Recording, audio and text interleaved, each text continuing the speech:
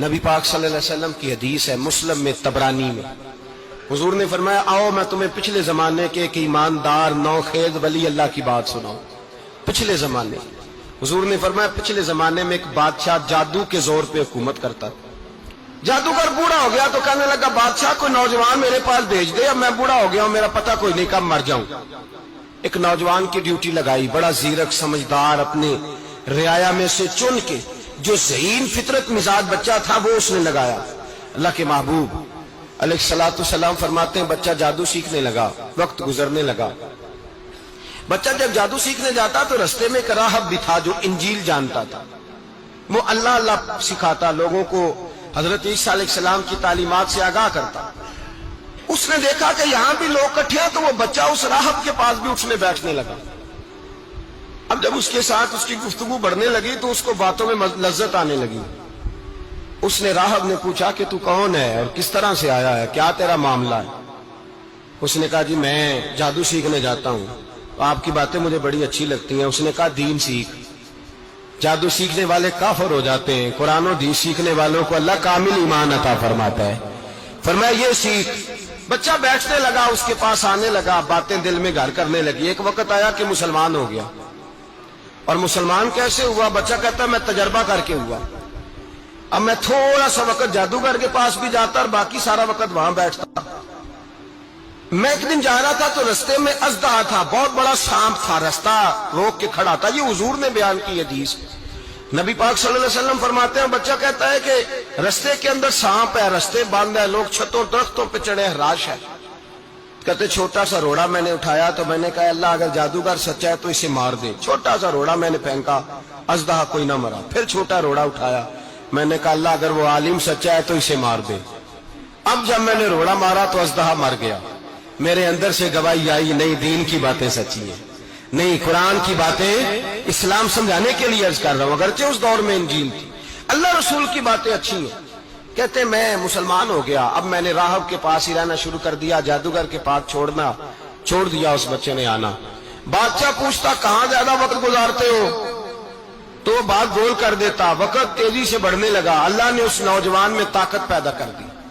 اب وہ اس کے اندر نا اللہ نے توانائی روحانیت پیدا کر دی، ابھی جوان ہے، 14-15 سال عمر ہے۔ اللہ نے اب جو بیمار بھی آتا وہ دعا کرتا تو اللہ صحت عطا کر دیتا، جو بھی آتا۔ بادشاہ کا ایک درباری تھا، بادشاہ کو پنکھا جلتا تھا، وہ اندھا ہو گیا، کوئی ایسی تکلیف آئی کہ نابینا ہو گیا، بڑے علاج کرائے شفا نہیں ہوئی۔ کسی نے اس بچے کا پتہ بتایا کانوں میں، اس کے پاس گیا تو بچہ کہنے لگا شفا تو ہو جائے گی پر کلمہ پڑھنا پڑے گا، مسلمان ہونا پڑے گا، جس پیغمبر کا میں غلام ہوں تجھے بھی بننا پڑے گا، دین پہ عمل کرنا پڑے گا، اللہ شفا دیتا ہے۔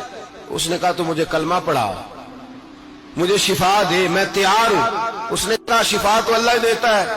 اس نے اللہ تبارک و تعالیٰ کا ذکر کر کے دعا مانگی، یہ مسلم شریف میں حدیث ہے، طبرانی میں موجود ہے۔ اللہ نے اسے شفا دی، اس نے کلمہ پڑھنا شروع کر دیا۔ یہاں ایک نقطہ لکھا ہے ہمارے علماء نے، کہتے ہیں جب اللہ ولایت عطا کرتا ہے نا تو یہ سفید بالوں والے کا حصہ نہیں ہوتی۔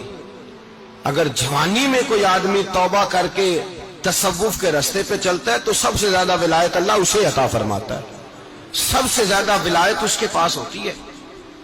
ابھی اس کے بال کالے ہیں، چڑھتی جوانی ہے، دعا کی تو اللہ نے، اور حدیث پاک میں موجود ہے کوڑے آتے تو شفا یاب ہو جاتے، اندھے آتے تو شفا یاب، برس والے آتے تو اللہ سے دے۔ جوان ہے آدمی جس کی آنکھیں ٹھیک ہوئی تھی، بادشاہ نے پوچھا کہ کیسے شفا ملی تو کہنے لگا میرے رب نے شفا دی ہے۔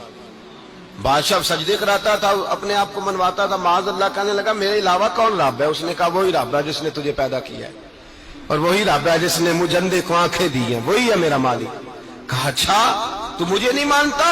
کہا نہیں میں اپنے رب کو مانتا ہوں۔ بادشاہ نے اسے سزا دی، ستایا، اس نے بچے کا پتہ بتایا، پھر بچے کو بلا کے ستایا تو اس راہب کا پتہ بتایا، راہب بھی قتل ہو گیا، نابینا بھی قتل ہو گیا۔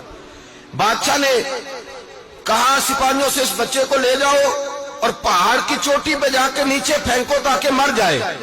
بچہ پہاڑ کی چوٹی پہ گیا تو ہاتھ اٹھا کے کہنے لگا یا اللہ میرے لیے نہیں اپنے لیے، میرے لیے نہیں اپنے لیے انہیں اپنی قدرت کے جلوے دکھا، میرے لیے نہیں۔ اللہ کے بندے اپنی جان بچانے کی دعائیں نہیں مانگتے، اپنے لیے इन्हें अपनी कुदरत के जलवे दिखा, ये दुआ मांगी, जितने लोग साथ आए थे वो सारे जमीन पे गिरे और सब मर गए, पहाड़ से गिर के मर गए। बच्चा वापस सीधा बादशाह के पास कहने लगा, लो भाई मेरे रब ने मुझे बचा लिया है।